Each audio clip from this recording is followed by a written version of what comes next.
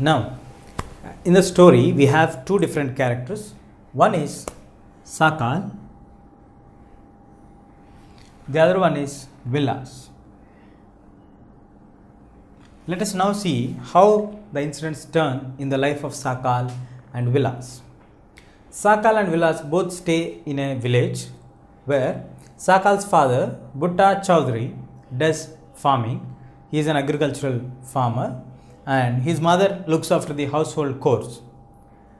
Butta Chaudhary and mother has forced Sakal to join in the village school, and as they forced, he immediately joined in the school.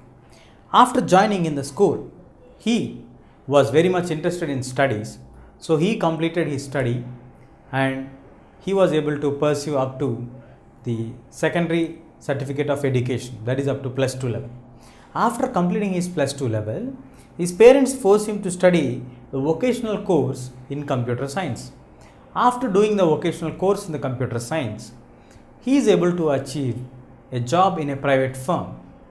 After achieving the job in the private firm, as Sakal was very much interested in education and very much enthusiastic to work, he learned everything very perfectly and with a lot of interest.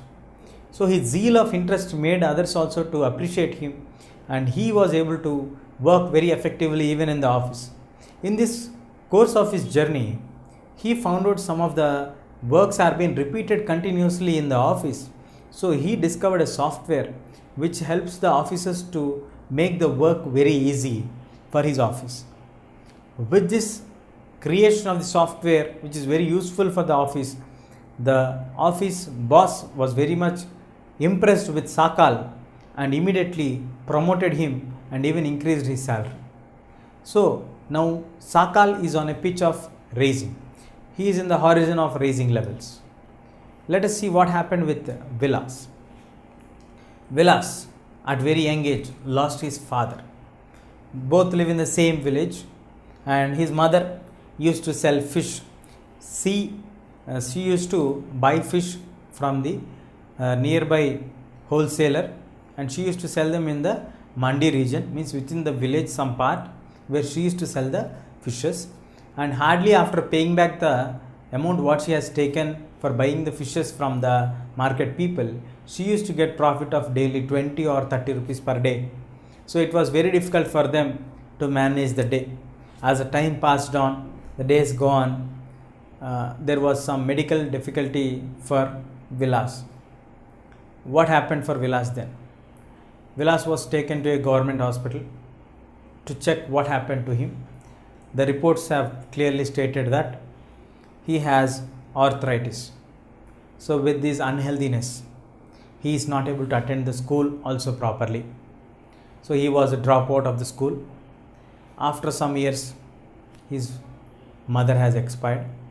As he don't have any other alternative left out, he also started to sell fish in the same village like his mother, how she used to do the business. And Vilas was also earning hardly 20 or 30 rupees. This is a real picture which happens in many of the families of our country. In many villages, many lakhs of villages if I am not wrong. Many young generation people, maybe lack of health, maybe lack of opportunities, maybe lack of someone to look after them properly, are forced to fall into the vicious circle. The people like who invested on the education of the child, like for example in Sakal's education, how Butta Chaudhary, the father has forced the child to join in the school, to get him educated, to study him. This investment what they have done, it's not the waste of time. It is the time where they used it very effectively and very valuably. Today he is creating many software applications, he is getting promotions day by day. These all are because of the education what he received in the early days. The education started to reap its fruits after he started joining in the job, and he started to do wonders with that. When it comes to the case of Vilas, where in Sakal's case it creates a virtuous circle where he starts to grow from smaller level to the higher level and then to the higher level.